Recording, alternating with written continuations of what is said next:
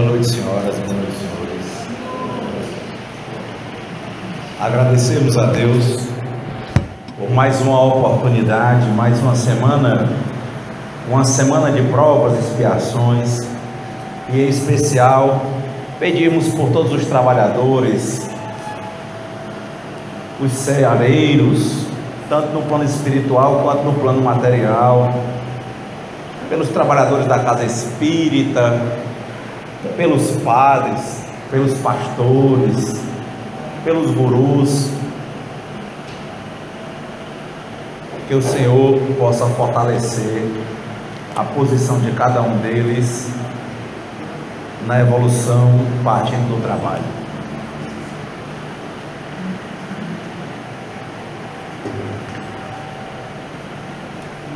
De início, é uma saudação para todos. O evangelho de hoje é o capítulo 16, não se pode servir a Deus e a Mammon, salvação dos ricos. Aí vem os três trechos do evangelho e o breve comentário, né? Mas nesse trecho onde caiu, são passagens evangélicas em si.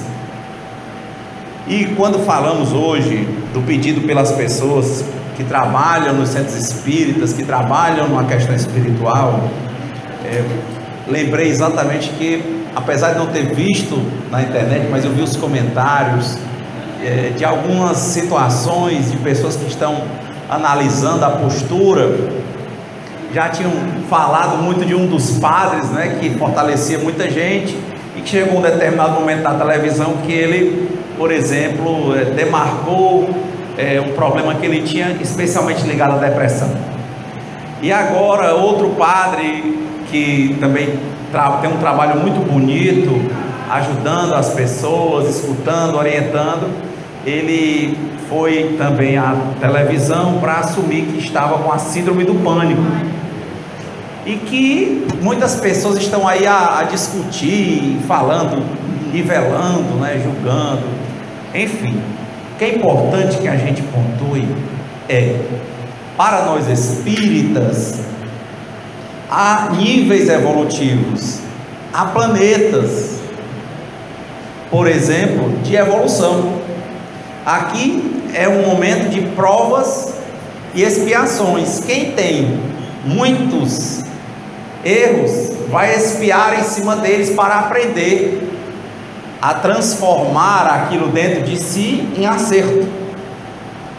Quem já está em um nível um pouco mais elevado, a nível de erros, vem ser provado. O que está em tese em cima de muitos erros, ele vai expiar. O que está já bem expiado, bem experimentado, ele vem ser provado. E alguns casos são interessantes. Esses dias nós temos acompanhado, eu não tenho vindo ao centro, tenho viajado, estive em São Paulo, Brasília, Juazeiro, mas visitando os centros constantemente. Toda semana eu vou uma ou duas vezes a algum centro, né? Hoje, inclusive, já é a segunda vez. Eu estive pela manhã no Centro Paulo Estevam, e inclusive vi uma palestra do Newton, né, que é o que psicografa lá na Casa de Caridade, fez uma fala muito boa lá no Paulo Estevam. Na semana a gente está sempre participando dos comentários ao Evangelho também no Paulo Estevam, andamos Casa de Caridade e outros centros mais. E tivemos a oportunidade nesse estudo de acompanhar as palestras do professor Severino Celestino. Muito interessante também, principalmente porque ele foi estudar essa coisa da Bíblia, o judaísmo, a tradução bíblica. Tem uns 3 livros aí publicados e muitas palestras muito interessantes que você pode encontrar no YouTube. Então, a primeira discussão nessa lógica de evolução em mundos, nós passamos algum dia aqui no planeta Terra pela lógica dos exilados de capela. O livro A Caminho da Luz, do Emmanuel, ele fala. E dos exilados de capela, nós vamos encontrar principalmente 4 raças. E há toda uma explicação, o próprio Edgar Armon explicando o livro A Caminho da Luz, do Chico Xavier, né? Na verdade psicografado pelo Chico, ditado pelo Emmanuel. ele vem dizer como é que foi o preparo do corpo físico do planeta para que aqueles espíritos naquele nível evolutivo passassem e pudessem reencarnar. Conforme essa história, eles já reencarnaram, já deram a contribuição deles e já retornaram. Mas havia outros seres que eram autóctones, ou seja, aqui do planeta Terra mesmo. Então, eles se misturam e há esse avanço evolutivo. Eles já saíram de capela, aqueles que aqui vieram e também já partiram, porque naquele planeta, o planeta que estava em um determinado nível espiritual para a evolução, forjado e engendrado para a evolução daqueles seres, tinha uma quantidade específica de seres com alguns defeitos específicos que não dava para evoluir com eles naquele planeta, com o planeta. Para não atrasar, já que a lei do progresso ela é uma lei natural, imutável, os Cristos, cada planeta tem o seu Cristo. Nosso Jesus Cristo é o guardião espiritual do planeta Terra, assim como Ismael é o guardião espiritual, diz lá no livro Brasil, Coração do Mundo, Pátria do Evangelho. Ele é o guardião espiritual do planeta Terra, Jesus, e do Brasil seria o próprio Ismael, para preparar essa pátria do Evangelho.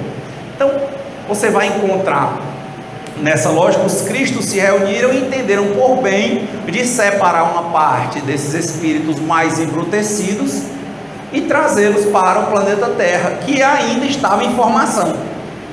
Não havia nem seres humanos. Eles passaram muito tempo enquanto espírito, adaptando o perispírito deles para a reencarnação.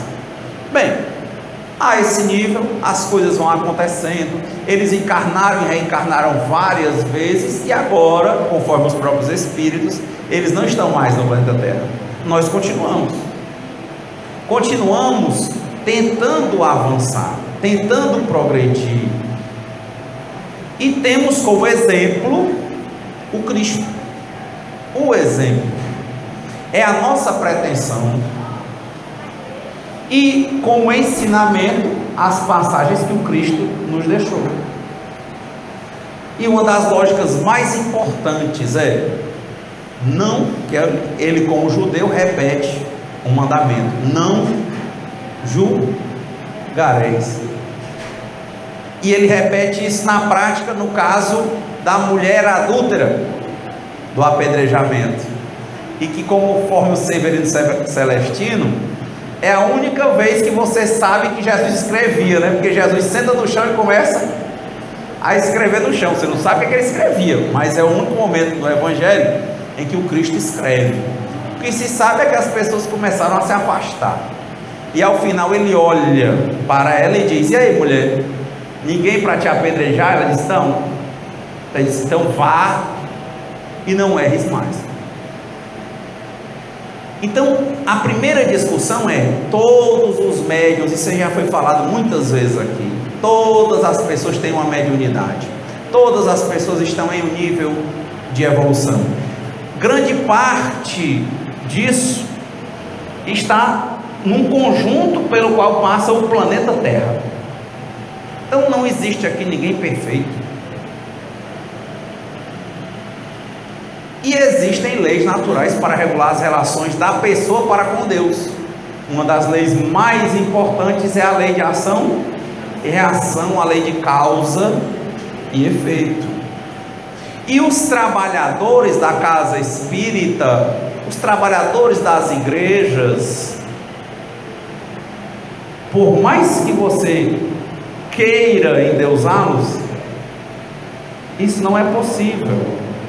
Porque em regra são pessoas que tinham uma consciência, e têm, mas tinham, que eu digo, entre uma encarnação e a outra, e que assumiram o compromisso de trabalhar para tentar expiar mais rápido e adiantar a sua evolução. Então, é por isso que é interessante, o Emmanuel, inclusive no livro Pão Nosso, ele fala essa questão dos aplausos. Eu achei interessante, né? As pessoas costumam aplaudir, mas a recomendação nos próprios livros do Kardec e do Emmanuel é que na casa espírita ninguém aplaude. Por quê? Porque essa discussão, esse trabalho é feito por pessoas que são imperfeitas e que passam pelos seus conflitos, pelas suas contradições, e que por mais que ajudem e por vezes demonstrem muita força, elas precisam também muito de ajuda e de muita força. Precisam de orações, elas são questionadas recorrentemente no trabalho. Quem é que está aqui na mesa, sendo psicofônico, que não se questiona se a comunicação que tem é séria ou se não está animando? Quem é que está, por exemplo, na doutrinação, que por vezes não fica ali a julgar o psicofônico, ou a achar que não vai ter condições de fazer bem o trabalho? Quem é que está, por exemplo, no trabalho de cura, que não fica a se perguntar constantemente se ali ele está realmente sendo amparado ou ajudado, auxiliado, sendo um instrumento dos bons espíritos? Quem é que não está a falar e a comentar os evangelhos, celebrar as missas, fazer as homilias, a comentar, que não está se questionando se o raciocínio levantado não é algo que vem de um individualismo, de uma pessoalidade? Porque na verdade o que nós queremos é ser médiums, e ser médium é meio. Queremos ser instrumentos. Queremos ser instrumentos. Essa é a primeira perspectiva. E enquanto médios, sabemos que para sermos melhores instrumentos, temos que seguir o melhor exemplo, que era o Cristo. O melhor exemplo que passou. E assim vamos comparando com Cristo. Nós vamos comparando, por exemplo, com os que vieram com a missão evangélica, como São Francisco e outros mais, Francisco Cândido Xavier, Adolfo Bezerra de Menezes e diversos outros trabalhadores que a gente não sabe o nome, como Eurípides Barçanufo, João Custódio Machado, diversos outros que estão fazendo palestras em centros muito pequenos, como aquele que é das Dores, vez por outra me convida para ir lá no Bom Jardim, Trabalhos Hercúleos, o Centro Mantido, pessoas há anos fazendo esse enfrentamento. Todos nós precisamos desse amparo. Então sempre é importante fazermos essa prece, porque o evangelho de hoje, já que não se pode servir a Deus e a Manon, é a primeira grande dúvida, é o primeiro grande questionamento. Nós abrimos essas portas porque nós claudicamos, nós nos perguntamos constantemente, conforme a tradução lá do Severino Celestino, para aquelas passagens da Bíblia, que ele vai explicar que Satanás e diabo,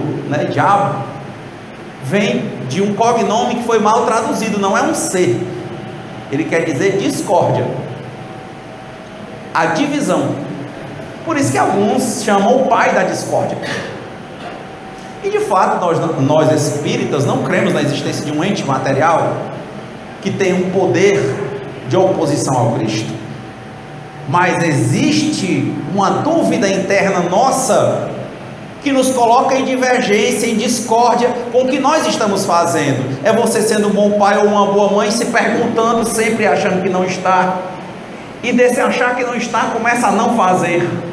Se é um bom filho ou não, se questionando se está ou não está e não faz. Se vai para o centro espírita, se anima ou não anima e deixa de trabalhar. Se vai falar, acha sempre que não é um modelo que realmente não é, mas acha que para falar tem que ser um modelo e não vai falar. Então isso é constante, isso é recorrente, achar dentro de nós uma discórdia. E aí é a primeira interpretação que nós fazemos: não se pode servir a Deus e a Manon, porque Manon É uma passagem interessante, né? Quando Moisés sobe para o monte, ele demora muito, e as pessoas estavam lá embaixo no Êxodo, que vinham correndo com medo do faraó, sem comida. Quando ele voltou, eles já estavam louvando, por exemplo, um touro, não é? De ouro e tal, e aí ele vai discutir essa posição de Deus. E quando o Severino Celestino, por exemplo, ele traz essa discussão de que Jesus foi tentado pelo Satanás no deserto, ele vai dizer que não era isso, mas que o Cristo foi meditar no deserto. E qualquer um que senta, fecha os olhos para o mundo das sombras, diz Sócrates que a gente, o que vê na verdade não é a verdade, são sombras que a gente criou. As coisas são o que a gente pensa que elas são. Como o Pequeno Príncipe, né? Levou a sério palavras sem importância e se tornou infeliz. Aí foi viver para depois voltar para o mesmo planetinha B612, como o que aconteceu com o alquimista, que dormindo em cima de uma pedra, sonhou que ia achar um tesouro, saiu pelo mundo e depois voltou, depois de sofrer muito, descobriu que o tesouro estava embaixo da pedra que ele estava dormindo. Então o tesouro nosso está conosco. O nosso tesouro está conosco. Temos que agradecer a cada coisa, mas não só agradecer, arregaçarmos as mangas e trabalharmos. O trabalho, como dizia Hesíodo, nos Trabalhos e os Dias, sobre o trabalho, trabalha, hajamos. E lá, voltando para o Severino, explicando a passagem do Cristo, ele diz que o Cristo vai passar aqueles dias no deserto. O deserto é o silêncio absoluto. Quem é que consegue, por exemplo, uma vez por dia parar 10 minutos, fechar os olhos e se desligar de tudo? Quem é que tem esse costume? 10 minutos parecem 10 anos, não? Faz medo o que tem dentro de nós. Que nós vivemos, como definiu lá no filme desenho Caverna do Dragão, tinha um ex-bruxo que ele vivia numa prisão sem muros. Nós vivemos numa prisão sem muros. Qual é a prisão? Os nossos próprios pensamentos, o nosso medo.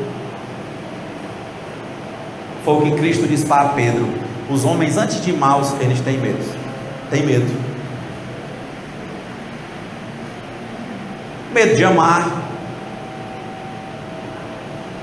Porque você pensa logo, isso é ser besta.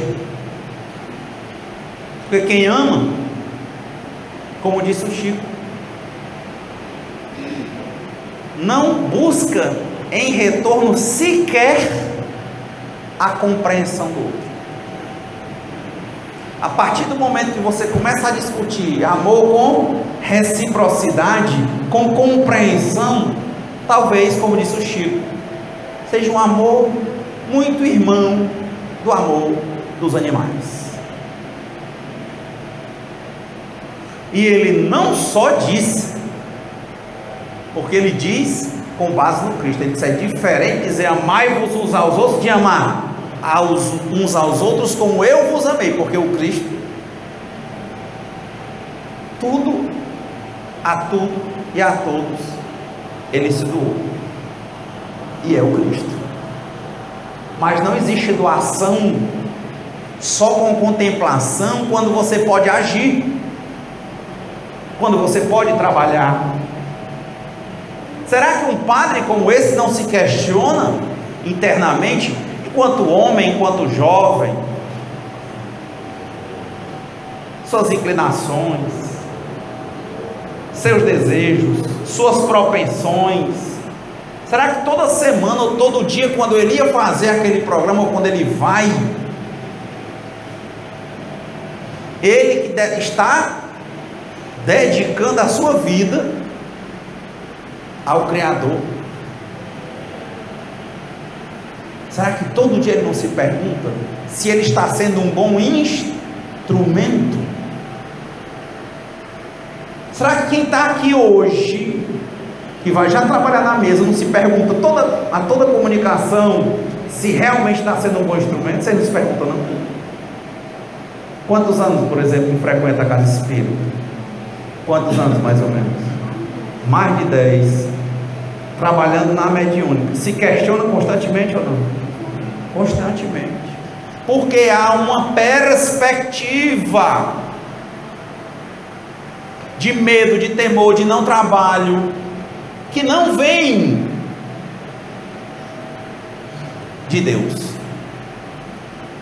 mas vem de dentro de nós, das nossas dúvidas, da nossa confusão entre o que é real, material ou espiritual. E para nós espíritas, o que é real não é a matéria, é o espírito. A matéria é um arranjo do espírito para ensinar essas almas, ou seja, esses espíritos encarnados.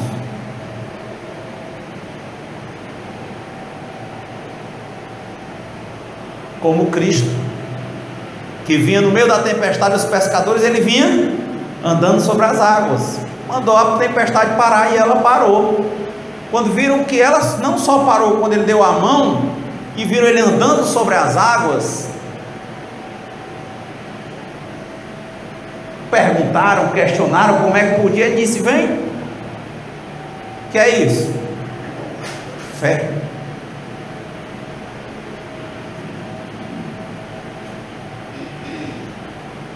Mas é impossível, e não tem um calango, né? Um lagarto, que chama um lagarto Jesus Cristo, que ele corre e anda não sei quantas passadas embaixo d'água. Quem já viu? Embaixo, não, em cima. Tem não? Fizeram um dia no Pânico uma brincadeira. Teve gente que conseguiu dar 3 passadas,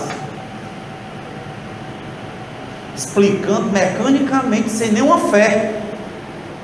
Ah, o lagarto pode, eu posso. Pois é, mas o Cristo pode, você diz, eu não posso. O lagarto, um calango, corre e dá 4, 5, sei lá, 10 passadas em cima da água. Você disse, várias, se esse calango pode, eu posso. A gente fica pensando, veja o nosso nível de fé. Cristo andou sobre as águas, você diz logo assim, não pode. Aí por que você quer dizer não pode? Porque é a sua fé. Você está se questionando dentro para fora e diz logo não pode. Então, se não pode, onde está a sua cabeça, ali está o seu coração. Não pode. Aí quando o homem, por isso que eu estou dizendo, tem muito a ver com egocentrismo, com egoísmo. Todos os caminhos de 1000 passos começaram pelo primeiro. Tudo pode. Para Deus nada é impossível. O Cristo andou, chamou Pedro para andar, o calango anda e o pessoal do Pânico foi andar e andou também. Ah, mas é porque correu, porque não sei o que. Eu sei, eu quero saber se o calango sabe mesmo dizer o que é correr. Ele sabe o que é andar e anda. E de onde é que vem isso? É muito poder? É não, gente. É necessidade. O calango não corre porque a pessoa diz, corre calango. Não, ele corre para se defender. Na hora que é necessário. O pássaro voa. Por quê? Porque ele precisa para se proteger e para caçar. E é na hora que ele ou se protege ou caça que ele voa, senão ele fica no ninho. Por quê? Na lei de ação e reação, causa e efeito, na lei da justiça divina, tudo só acontece enquanto for necessário. Se você fala, tanto você pode ser feliz com a sua fala, quanto pode trabalhar com a sua fala, quanto deve servir a Deus com a sua fala. Se você falar alto, vai ter a oportunidade de falar onde não tem microfone. Se fala baixo, vai ter a oportunidade de falar com quem precisa no atendimento individualizado espiritual. mas não tem quem não deva, nem possa servir.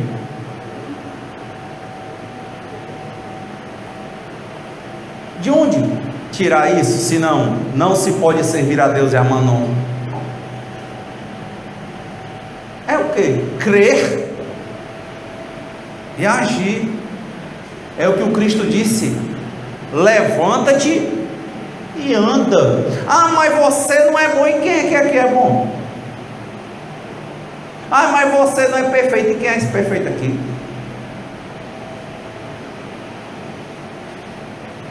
Agora, a grande pergunta é, e nós acreditamos nisso, quem é que está na casa espírita que não tem vontade de ser uma pessoa melhor? Essa resposta a gente vê com muita clareza. Por que a gente tem que ir para as perguntas mais difíceis, para as quais nós não temos resposta, se nós temos perguntas mais simples, que apagam diversas fragilidades e fomentam o trabalho? Sempre lembro do Yogananda, quando ele dizia, não é? Chegou o rapaz, sei lá, no documentário do Yogananda, o cara dando depoimento, ele dizendo: olha, Yogananda, eu faço tudo que todo mundo diz que não presta. Eu não vou dar os detalhes, mas lá ele diz: mas eu adoro vir para o seu ashram, e eu estou achando que eu sou um hipócrita. O conflito dele, Deus e Mammon, a força, aquele fogo, aquela coisa boa que vinha dentro dele, quando ele estava no ashram, orando, meditando com o yoga. O guru, ou guruji Yogananda, ele se achava hipócrita, tinha um questionamento dentro dele, entre Deus e Mammon, e ele: pô, será que eu sou hipócrita? Será que eu tenho direito de vir aqui? Mulher, isso não é pergunta não. Quando Pilatos olhou para o Cristo, perguntou a ele se ele sabia quem era ele, Pilatos, e o poder que ele tinha sobre a vida do Cristo. Quem lembra dessa passagem? Só eu lembro. O que foi que Jesus respondeu? Aquilo que está embaixo só está embaixo porque meu Pai que está em cima permitiu. Então onde você está é para onde você realmente deveria ir. Não quer dizer que você vai deixar do mesmo jeito, porque se você foi para lá e vê falhas, o seu papel é transformar.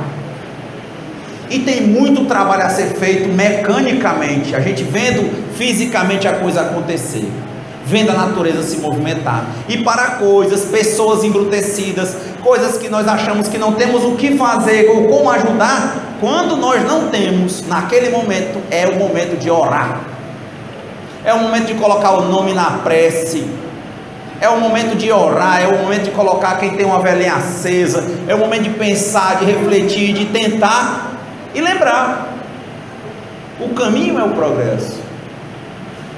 Água mole em pedra dura, ou tanto bate até que fura. Nós já tivemos a alegria de ver posicionamentos de pessoas aqui, que ninguém acreditava que mudasse. Pessoas que não aceitavam, por exemplo, que companheiras frequentassem a casa espírita, não é das dores, e depois virem a casa espírita, porque o tempo é nosso amigo. O tempo é nosso companheiro. O corpo é nosso amigo, diz Emmanuel.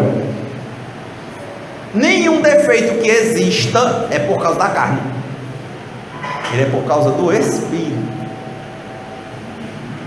Compreensões distorcidas levam a ações distorcidas. Então não tenham dúvida, quando virem um trabalho à frente de vocês para ajudar,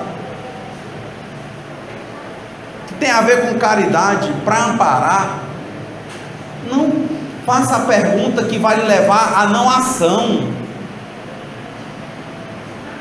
mas faça a pergunta que vai lhe instigar a agir. Sempre é tempo de agir, todo dia é tempo de mudança, e é assim que as coisas se transformam. A velocidade aí varia, mas o tempo da gente é diferente do tempo de Deus. Veja se a discussão não bate. Não se pode servir a Deus e a Mamon. Se o que o Severino Celestino acabou de falar na tradução era que o Cristo foi lá para escutar de dentro dele tudo o que ainda havia de contradição, de divisão, e voltou mais forte, como nós quando meditamos. Foi uma das experiências mais bonitas que eu tive na casa, lá no lar de Clara, a primeira vez que eu fui, foi o tempo que demorou, que eu dei uma olhada assim na casa, sentei, fechei os olhos, e passei 5 horas meditando. Imagina aí, fechar os olhos 5 horas, quantas vezes você não tem vontade de abrir? Outras vezes que você tem vontade de dormir, mas eu consegui passar 5 horas.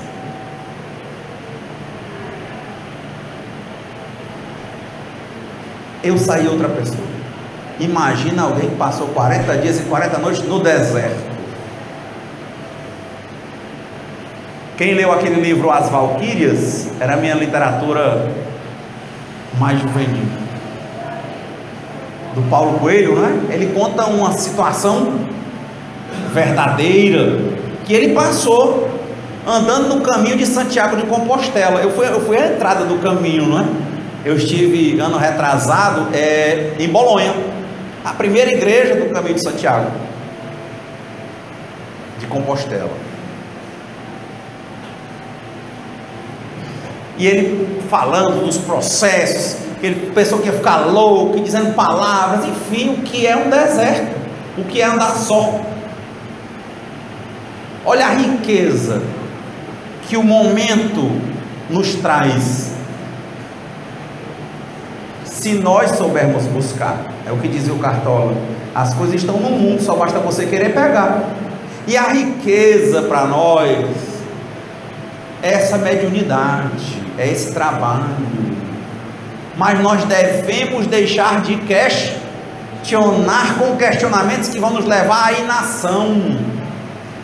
Nós temos que agir. E não tenham dúvida, principalmente quando as pessoas, e eu já vi algumas pessoas irem falar comigo e dizer assim: poxa, Renato, você fala na segurança, não é? Você é seguro, né? Você não tem coração, hein? Claro que não.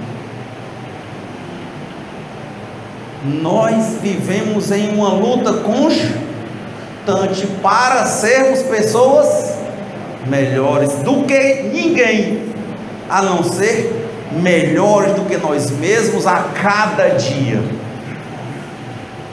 E todo mundo sabe o que eu estou falando. Não é fácil. É do momento às vezes de você olhar para o filho e o momento em que ele não quer lhe abraçar, e você já fica com a sua fragilidade questionando se ele ama ou se ele não ama. Imagina num casal, imagina nos irmãos, nos primos, em pessoas materializadas que querem um amor que é troca.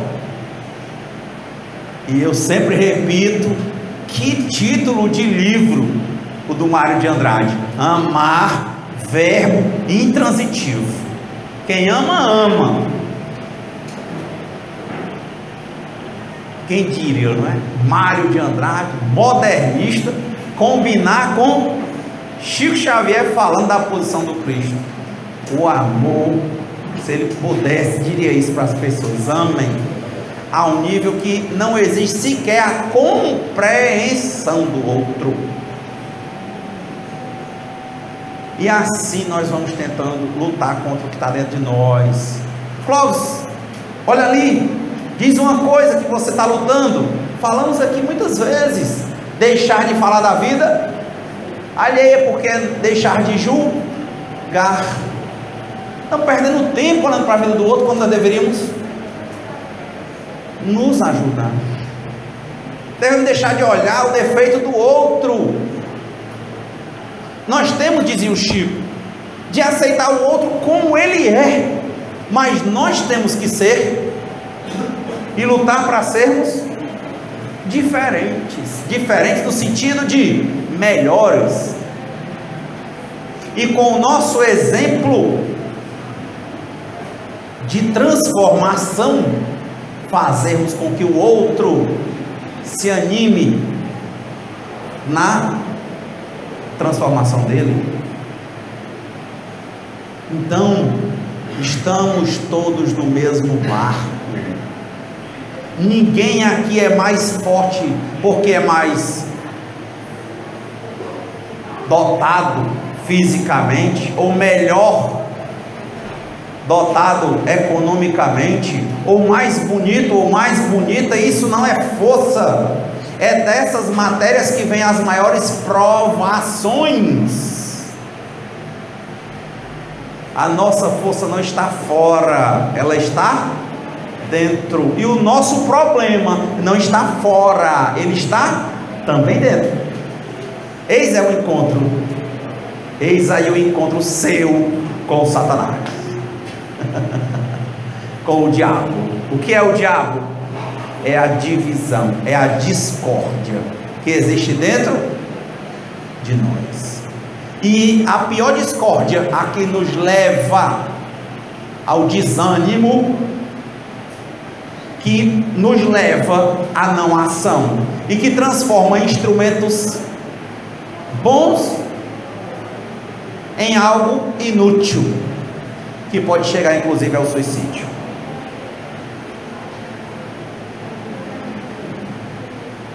Não tem resposta externa.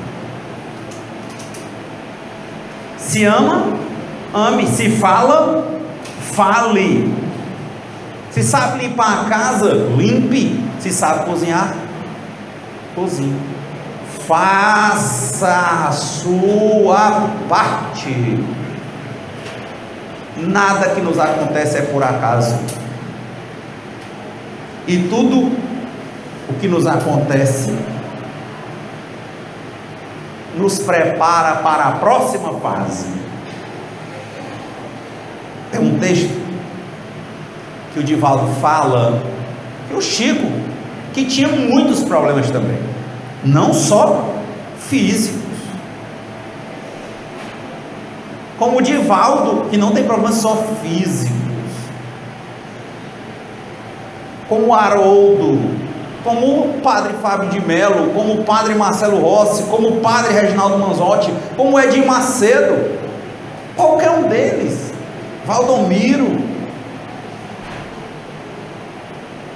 Como disse Paulo, vê tudo, mas retende o que é bom. Devia estar assim tatuado na nossa cabeça, né? Vê tudo, retende o que é bom. Então ele vem e discute. Olha como é interessante no Evangelho, se bate o que nós estamos dizendo. Não se pode servir a Deus e a Mamon. Salvação dos ricos. Lucas capítulo 16, versículo 13. Ninguém pode servir a dois senhores, porque ou odiará a um e amará ao outro, ou se afeiçoará a um e desprezará o outro. Não podeis servir ao mesmo tempo a Deus e a Mammon. Mammon nós estamos colocando aqui como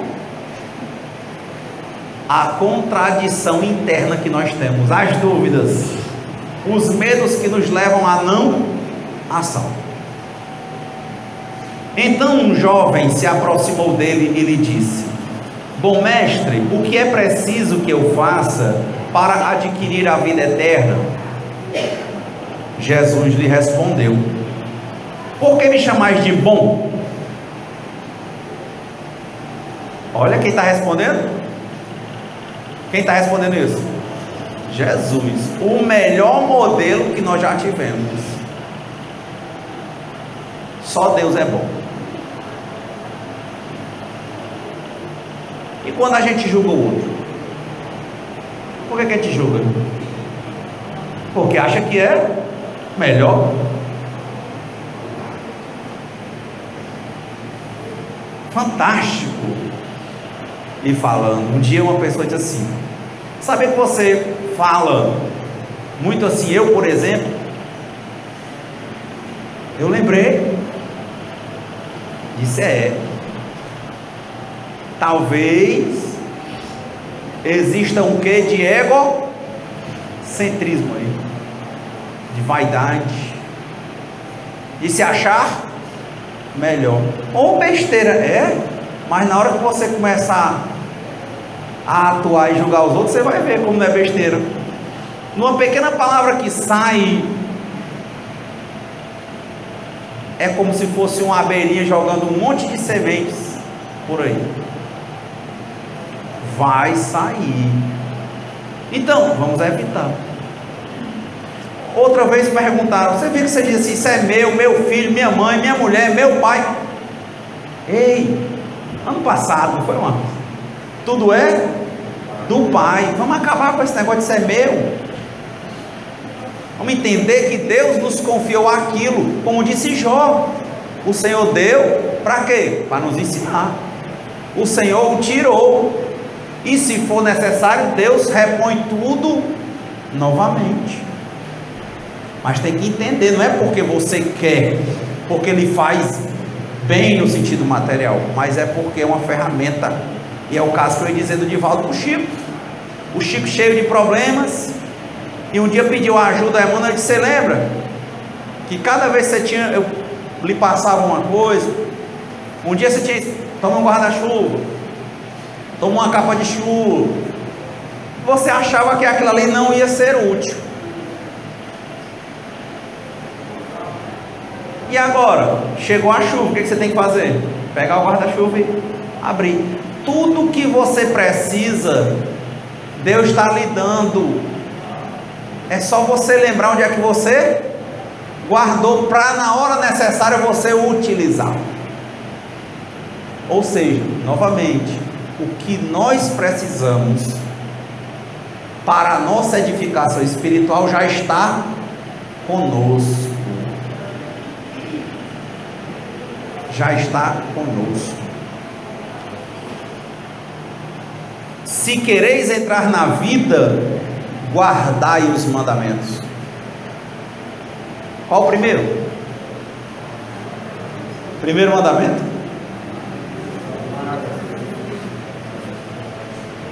Amar a Deus sobre todas as coisas.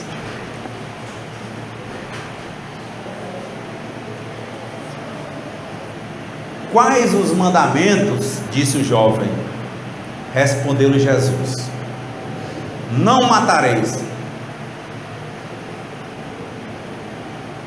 não cometereis adultério, não furtareis, não direis falso testemunho, honrai a vosso pai e a vossa mãe, e amai vosso próximo como a vós mesmos. Renato, volta lá para o Yogananda. Aquele rapaz chegou para ele e disse: poxa, Yogananda, eu gosto tanto de estar no ashram, me sinto tão bem nesse contato com Deus, mas lá fora eu faço tudo que todo mundo diz que não presta. Estou me sentindo hipócrita. Você acha que eu devo continuar vindo? O que o Yogananda respondeu? Venha. Mas Yogananda, eu ainda tenho muita vontade de fazer isso, aquilo outro. O que Yogananda respondeu? Faça. O Divaldo outro dia disse parecido. Ele disse: espiritismo não condena, ele não recomenda. Mas no tempo certo, sempre nós estamos aqui. E Deus está sempre com você. Vá andando nas suas limitações em acerto e erro, e você chegará a uma solução. Porque a lei não é do retrocesso, é a lei do progresso. Ontem eu era pior do que hoje. Hoje, melhor do que ontem. E amanhã, melhor do que hoje. Vai! Agora o Yogananda foi muito sincero. Você realmente gosta do que você diz que faz, que você entende que é errado lá fora? Ele disse: Yogananda, me dá uma satisfação. Ele disse: e também você realmente gosta do que você sente quando chega aqui, que praticamente não bebe, não sai, não pratica sexo, porque você está aqui dentro, numa vida praticamente monástica? Você também gosta? Ele disse: gosto. Faça. Mas eu tenho que lhe alertar sobre uma coisa. Diga: se você começar a frequentar demais aqui, é bem provável que você comece a deixar de necessitar e consequentemente deixar de gostar das coisas que você faz lá. Porque é assim. Como dizia Camões, mudam-se os tempos, mudam-se as vontades, muda-se o amor. Não é que ele vire não amor, ele vira um amor transformado. Muda a confiança. Tudo, enfim, é mudança. Então, eis uma perspectiva. Quem está vindo ao centro, eu já vi pessoas, já fiz, começa fazendo, se questionando, mas vindo, errando e vindo, e tentando, e lendo em casa, e escutando uma palestra, cantando uma música edificante, ajudando alguém, dando atenção a alguém que ele não dava, ao pai, à mãe, a um irmão, reatando um laço, que quando a pessoa percebe, ela simplesmente vai deixando de fazer. Ela vai ouvindo a maledicência e não vai dando continuidade. Ela vai vendo alguém caindo e já vai logo levantando. Ela vai deixando das fugas materiais, deixando de sentir, por exemplo, o domingo como algo enfadonho, longo, e achando o culto, e vendo a família, e vendo o dia, indo ao centro, ou orando, ou escutando uma palestra, ou vendo uma coisa edificante, se unindo à família. Ele se transforma. E quando ele vê, ele já não sente mais certos vazios, nem sente mais certas necessidades. Aquele amor, aquelas coisas que ele achava que tinha, mudou, se transformou em um amor mais puro, porque amor, quando a gente chega a ele não se acaba, ele só se transforma. Mas se a gente não refletir o que é a lei do progresso, acha que transformar é se acabar, é virar ódio, é virar rancor. Não, ele vai virar mais amor. Se era amor, e feliz de quem amou, dizia o filósofo. É muito melhor ter amado e ter perdido do que não ter amado. Que amor é fantástico. Se entender lá na frente, vai entender que não se perde, se transforma. E aí ele continua: se quereis entrar na vida, guardai os mandamentos. O jovem lhe respondeu: tenho guardado todos esses mandamentos desde a minha juventude. Que me falta ainda? Jesus lhe disse: se quereis ser perfeito, ide, vendei o que tendes e dai-o aos pobres, e tereis um tesouro no céu. Depois vinde e me segui. Quantas coisas tralhas que nós temos, tralhas de sentimento, materializações negativas que estão dentro de nós, pedras que nós colocamos por incompreensão nos nossos próprios caminhos, que se nós não transformarmos a finalidade delas, vão nos derrubar. Você pode pegar todas as pedras, as mágoas guardadas, fazer um alicerce de uma casa ou de uma igreja? Não pode. Mas se você só deixar elas lá guardadas num porão escuro, então de novo, está faltando luz. Não adianta dizer que elas não existem, elas vão te fazer pesado. Não adianta guardar os mandamentos. Se existe uma lei de causa e efeito, ação e reação, não se deve servir a Deus e a Mammon. Você tem um trabalho a fazer? Trabalhe. Um dos trabalhos: desmanche essas pedras ou dê a elas uma nova utilidade, porque senão vai ser como disse o poeta Drummond: no meio do caminho tinha uma pedra. Tira logo a pedra. Como é que tira? Não bota ela no escuro, acende luz e enxerga a pedra, enxerga o teu defeito, pega ele e diz: como é que eu transformo essa água em vinho? Como é que eu transformo essa coisa inútil que só está me fazendo mal e me deixando pesado em algo útil? E faz. Porque você tem a interpretação de que quando ele diz: vai, vende o que tu tens, eu digo: é melhor, doe, porque o que você tem de matéria não te faz bem, principalmente se você achar que vive pela matéria.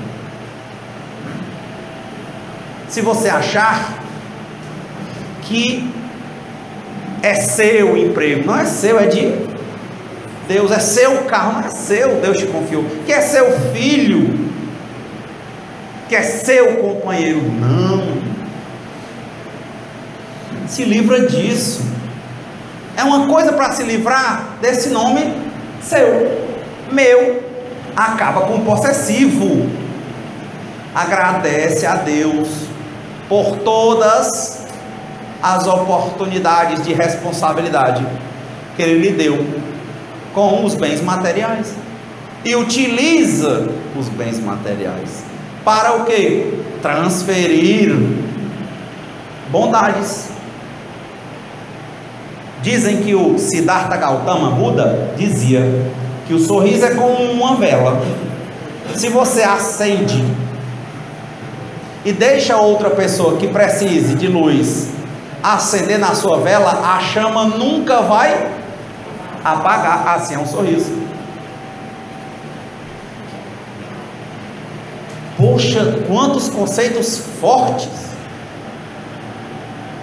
de alguém fraco, mas que luta pela força, pela perfeição, que levanta e cai, mas não tem medo de levantar novamente. Mas tem que ser nas pequenas coisas. Estava vendo uma colega que a gente estava conversando outro dia, e ela disse assim: ah, Renato, eu não gosto muito de mandar mensagem, porque às vezes a pessoa não responde. Faça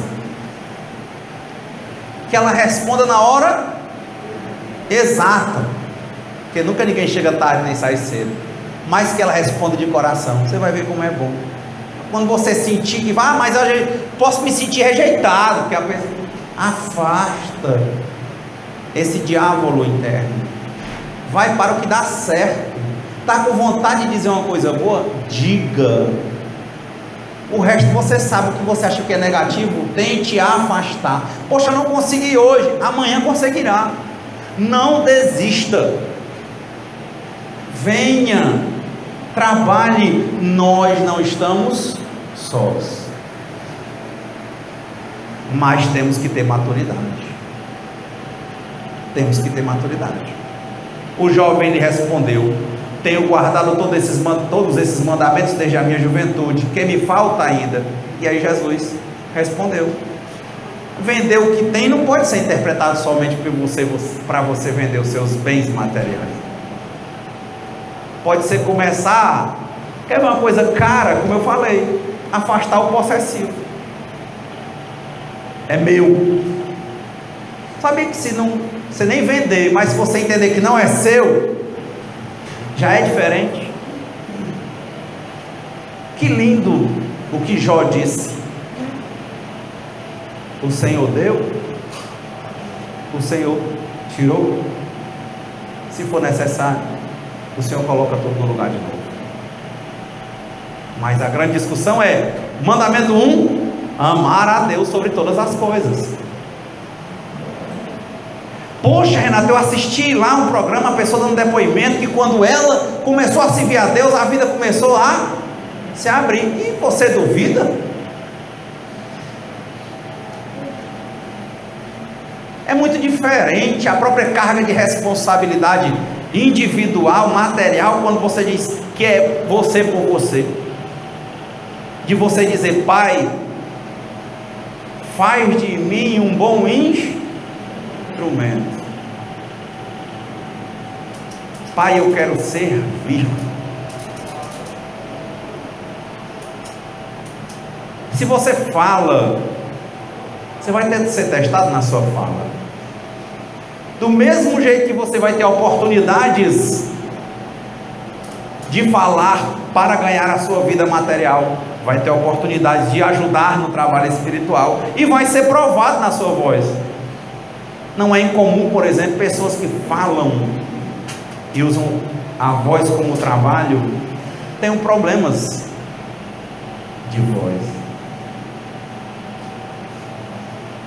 Ali é um teste. Para saber, por exemplo, se você acha que é a sua voz ou que a sua voz é um instrumento. De novo, não se pode servir a Deus e a mamão. Se você tem a humildade de dizer: seja feita a vossa vontade antes da minha, vai passar por isso. Vai ter alguma coisa a aprender. Pode ser que um dia fique sem falar, pode ser que não. E quem é que vai dizer o resultado disso? Só Deus, conforme o seu modo de reagir aos problemas. Quem se acha bonito ou é achado bonito é provado na beleza. E o resultado, por exemplo, dessas provações é que você só vai saber o final depois.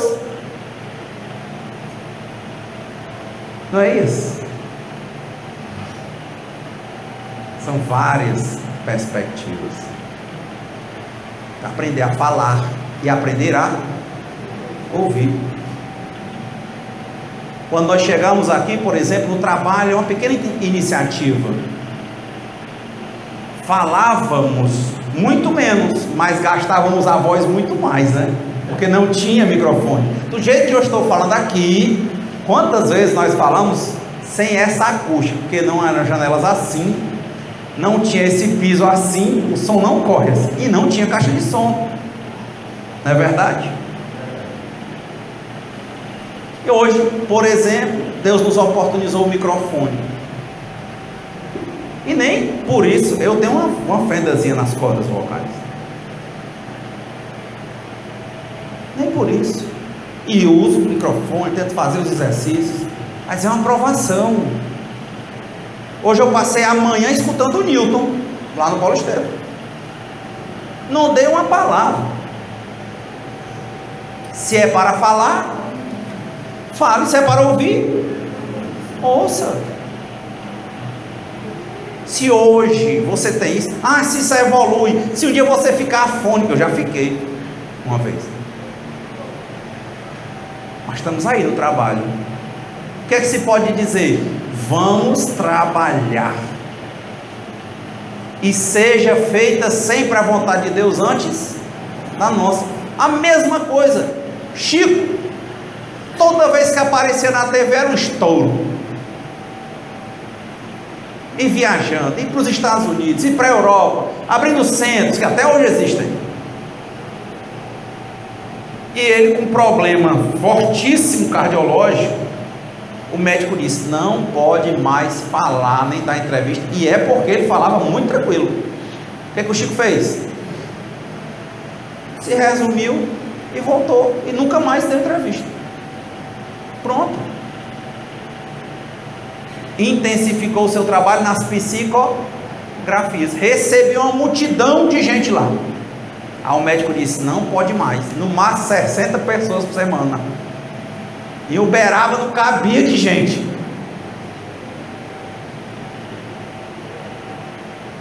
O Divaldo teve um tempo que o médico deu pouco tempo de vida a ele. Joana de Ângelo disse: levanta, vai trabalhar. Ele está aí com 90 e tantos anos. Mas como eu falei, o resultado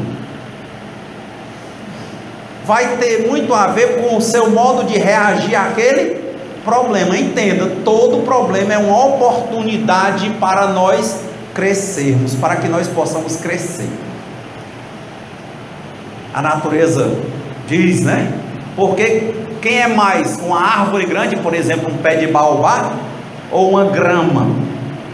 Eles não há maior nem menor, são naturezas, classes e finalidades distintas. Onde tem muito sol e água fácil, não precisa de um baobá.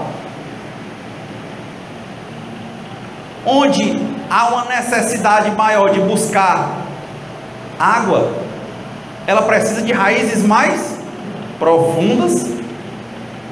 Se tiver muito vento, ela vai precisar de um caule mais robusto. E a depender do quantitativo de sol, ela vai ter mais ou menos folhas. Por exemplo, um baobá, ele não tem tantas folhas assim como um pé de mangueira. Ele tem um tronco muito largo, raízes muito profundas. Então é conforme a necessidade. Como dizia o Paulo Freire: não há saber maior nem saber menor, há saberes diferentes. Então essas mensagens vão nos ajudando a andar, a caminhar, a todo dia nos questionarmos a respeito da nossa posição e do nosso trabalho para com Deus. Que nós erramos, não tenha dúvida, mas que nós temos o ânimo de permanecer no erro, isso também não tenha dúvida. Nós não temos esse ânimo.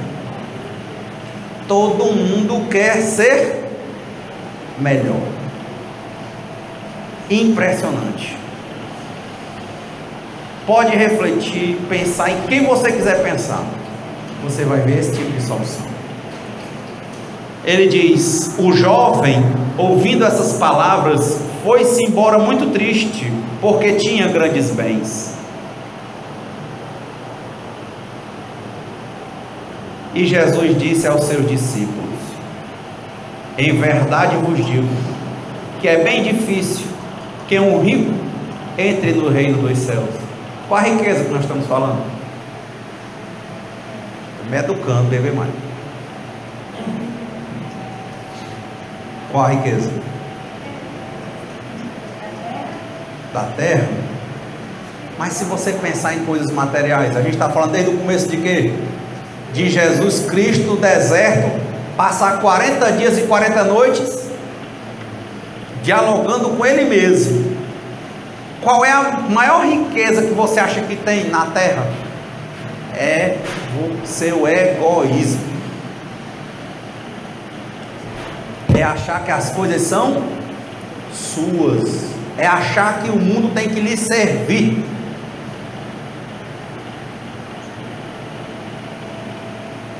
Abrir mão disso é muito difícil, ou não?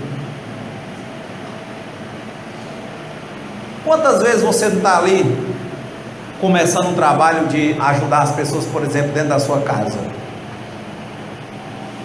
Você começa até eufórico ou eufórico. Aí quando vem os problemas, que são as provações, os testes, você já muda o seu modo de amar. Ao invés de servir, você quer ser compreendido, retribuído, restituído, reconhecido. E aí quando não tem isso, você começa a deixar de fazer.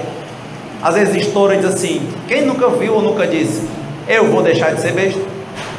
Quem nunca disse? Quem já disse? Aí, não? Começa bem bonzinho. Na hora que vem o primeiro problema, ó, abandonar a riqueza é isso. Eu vou deixar de ser besta. Ó, o eu. Essa é a sua riqueza.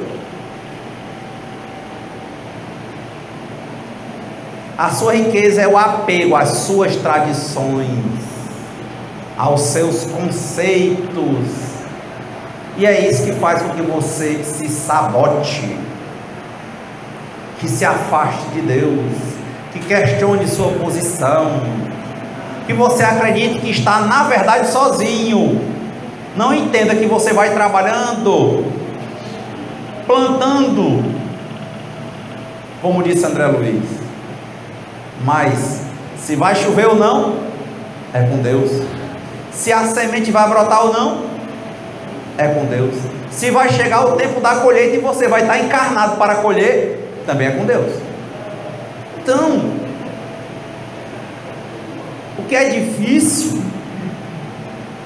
é nós abrirmos mão dessa riqueza que nós achamos que temos. Não é ter os bens, é achar que tem, é acreditar que tem. Quantas vezes eu também não já vi pessoas falando de outros que dizem assim: vixe, aquele rapaz ali é rico, viu? Parece que nem é rico, o jeito dele é muito humilde.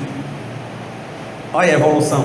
Não é o que ele tem materialmente, é como é que ele entende aquilo espiritualmente. Porque ele pode perder tudo, sem querer ou querendo. São Francisco perdeu querendo, abriu mão. Ou seja, ele tinha, em tese, né, como nós falamos, os bens, mas na verdade, talvez ele entendesse que os bens não eram dele, e que ele estava ali para servir a Deus, olha, amar a Deus sobre todas as coisas, e que o trabalho dele, o dinheiro dele, na verdade não eram dele, estavam ali sob a responsabilidade dele, e ele estava exercendo isso. Só é muito fácil às vezes discutir a riqueza quando você está rico, discutir fome ou falta de fome com a barriga cheia.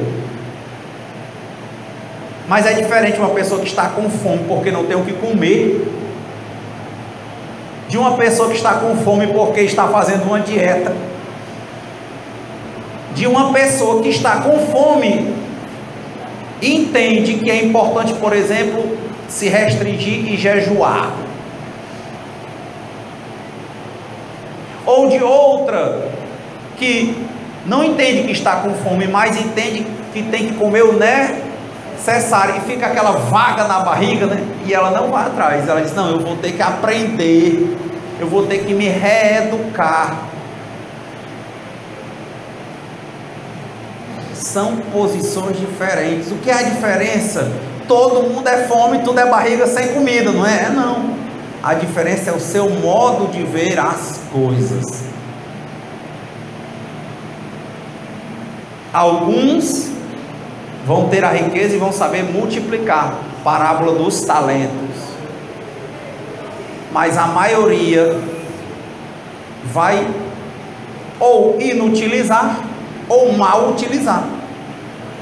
E aí vem os ditados nordestinos: pai rico, filho nobre, neto pobre.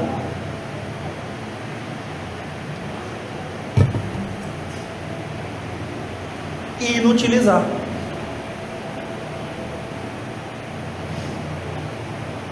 Deus é abundante. Se nós estivermos nesse caminho, fazendo o nosso trabalho, a conquista da matéria é algo muito pequeno, muito pequeno. O Marcos, por exemplo, que canta, sabe de quantas pessoas que passam a vida inteira materialmente bem, tendo feito só uma música. O que é uma música?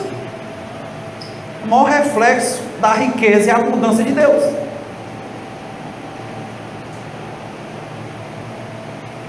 De pessoas que às vezes estão com um ou outro problema e não entregaram o problema delas ao homem, mas entregaram a Deus e foram andando e apareceu uma solução.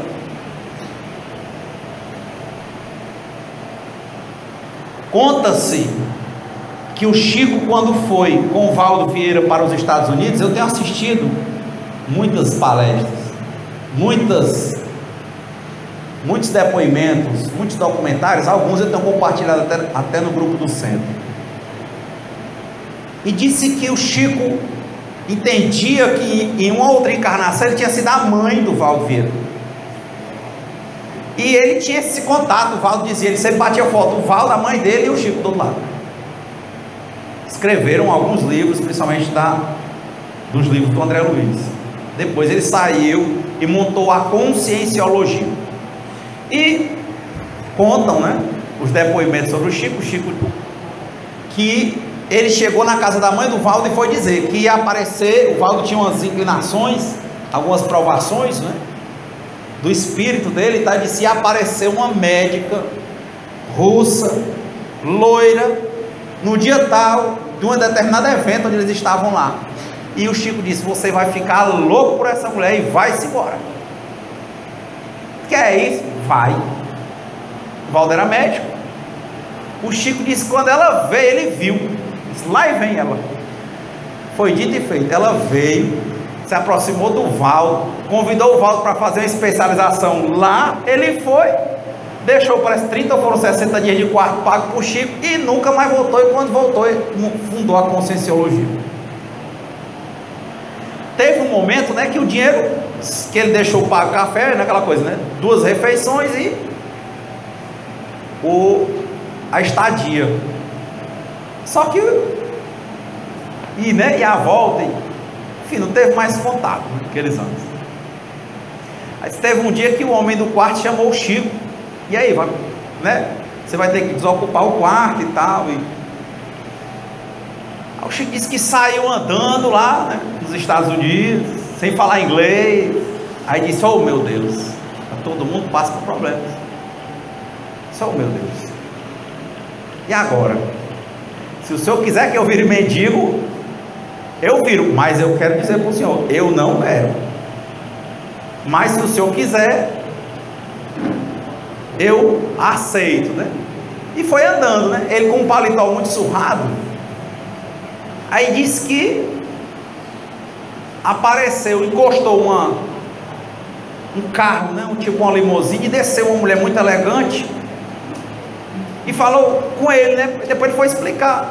Ela achou que ele era um mendigo. Ele foi mendigo sem ser, né, em tese, sem pedir, mas ele disse: se o senhor quiser que eu seja, eu vou ser.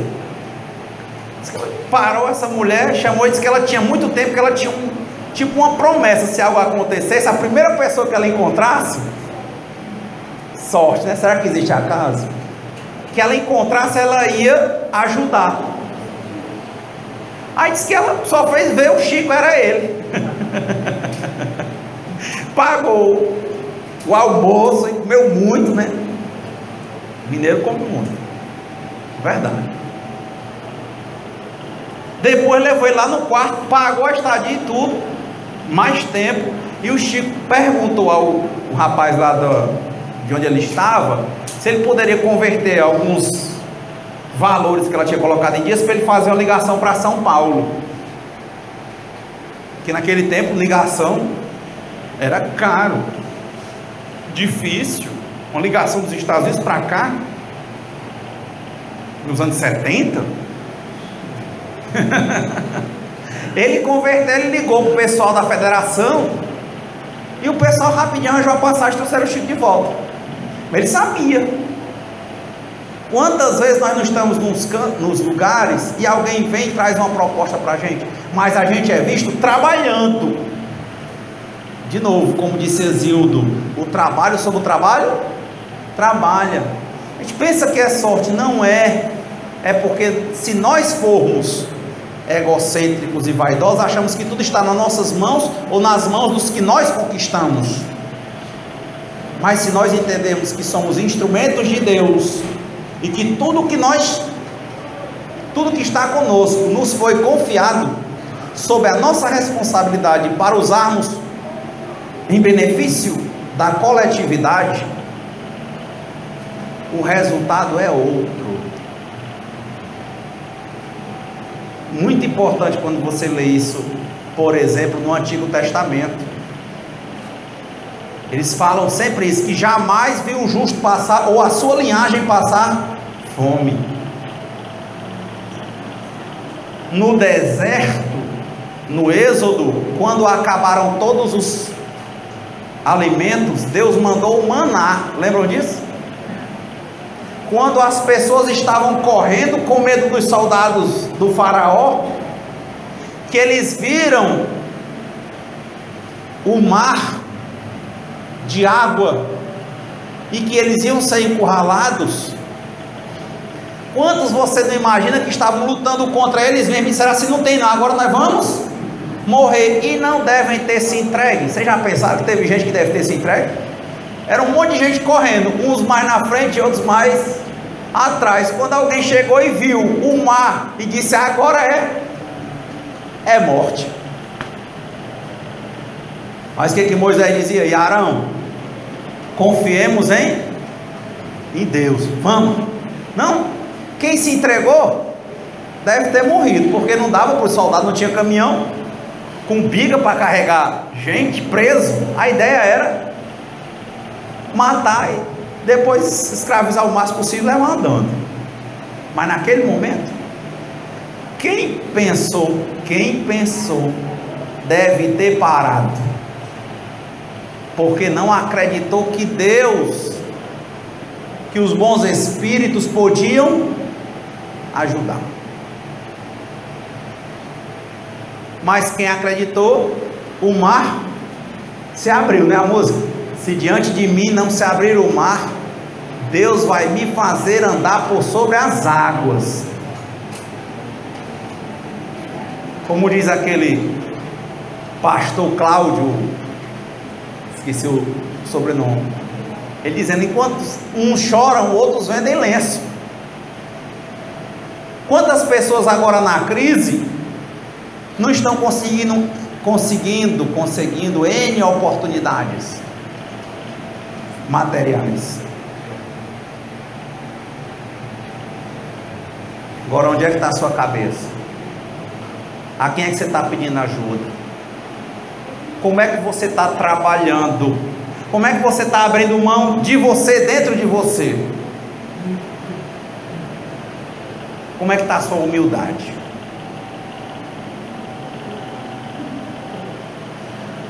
Vi o Severino Celestino, que é nordestino, salvado engano ele é paraibano, falando do Frei Damião. Todo mundo aqui no Nordeste viu falar do Frei Damião. Ele conta uma passagem.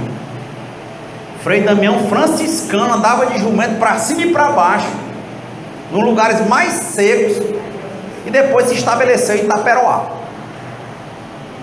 Ele disse que tinha uns 5 anos, hoje Severino, né, professor e tal, mora em São Paulo. E disse que lembra que todo mundo na cidade falou que soube que Frei Damião vinha, porque ele vinha de cidade em cidade de jumento. Era uma seca, ele acha que nos anos 50, me lembro, talvez 1958, acho que era por aí.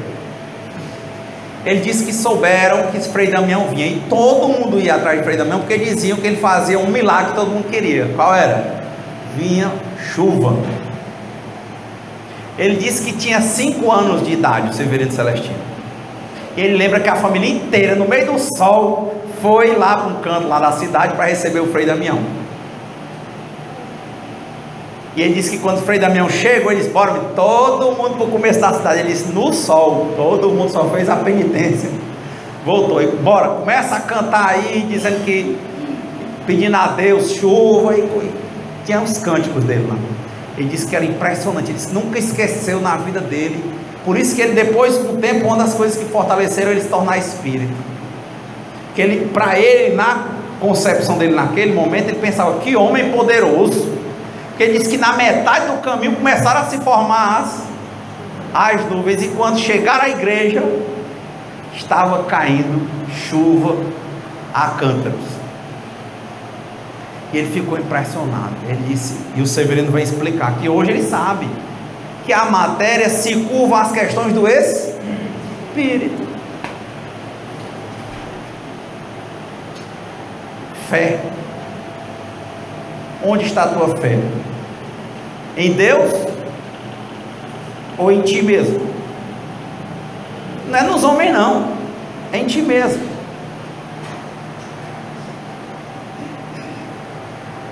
Se você deve servir a quem? A Deus ou a Manon? Você deve ter fé em você ou em Deus? Agora outra pergunta, a sua fé em Deus é para deixar você sem ação? Não, é para fazer com que você tente ser sempre um melhor instrumento para ser utilizado por Deus. No Espiritismo não existe fé passiva, tem que trabalhar, e não tenha dúvida, vai trabalhar, vai ser provado, mas de acordo com a tua fé, vai se reerguer e vai melhorar. E aí, ele conclui. O jovem, ouvindo essas palavras, foi-se embora muito triste, porque tinha grandes bens. Lembra da Célia Diniz? Aquele livro dela sobre a morte. Perdeu 2 filhos, só teve 2 filhos e os 2 desencarnaram. Um bem jovem, aquela das mães de Chico, e a outra depois, acho que foi uma meningite que ela pegou. E ela tem um livro chamado Vencendo a Dor da Morte. Ela, eu não sei se ainda é, eu estive em Pedro Leopoldo e ela era a dirigente do Centro Espírita Luiz Gonzaga, que é onde era a casa que o Chico Xavier nasceu. O centro ainda funciona. Quer dizer, olha o nível, você vê a Célia Diniz falando, o nível de fé que uma mulher ter 2 filhos e perder os 2. E ela discutindo isso, ela é exatamente aquele caso em que um dos filhos jovens iam na bicicleta com a doméstica e o menino caiu e depois teve um problema. Era o filho dela. E anos depois, quando ela conheceu o Chico, assim, de frequentar, o Chico ainda morava em Pedro Leopoldo, ele contando lá nesse momento, acho que morava, isso eu realmente não tenho certeza. Disse que o Chico disse para ela, o menino apareceu, ele fez uma psicografia das cartas, falando que ele estava com o avô, e ele disse para ela, o Chico, olha, você não culpe, você já perdoou a empregada? Disse, Chico, eu já perdoei. Disse, olha, não culpe ela, você deveria agradecer, porque ele tinha um problema congênito, e ele tinha que passar. Se fosse com você, você não teria suportado. Foi com ela. Renato, mas não é muito injusto não, isso para uma mulher, isso é uma prova. Perguntaram a Jesus sobre o cego que Jesus encontrou na lagoa de Siloé, lembra disso, da piscina? E perguntaram se ele era cego por algum erro dele no passado, ou erro dos pais dele. Jesus disse, nem de um nem do outro, ele veio para provar a força de Deus por meio do seu filho. Ou seja, nem toda a encarnação vai estar numa lógica específica de que errou vai pagar. Ele disse, este cego veio para cá com uma prova, para testificar o poder de Deus. A criança da Célia e a doméstica, ela veio para passar por aquela prova? Testificar. Isso é consenso. As pessoas não gostam de pensar nisso. Mas ele diz, Jesus é que responde. Mestre, ele está aí porque ele está cego, porque ele fez coisa errada na outra vida? Não. Ele está aqui para... É porque os pais dele fizeram? Não. Nesse caso ele veio para dar testemunho disso, que ele foi curado, né? Então, concluindo, é mais fácil um camelo passar pelo buraco de uma agulha do que um rico entrar no reino dos céus. Ou seja, finalizando, nós temos que abrir mão da nossa possessividade egoísta para com as nossas próprias imperfeições. Nós amamos sermos como nós somos, quando deveríamos entender, como disse o Chico, o que é que o Espiritismo mais te ensinou, Chico? Que eu tenho que mudar todo dia. Muita paz.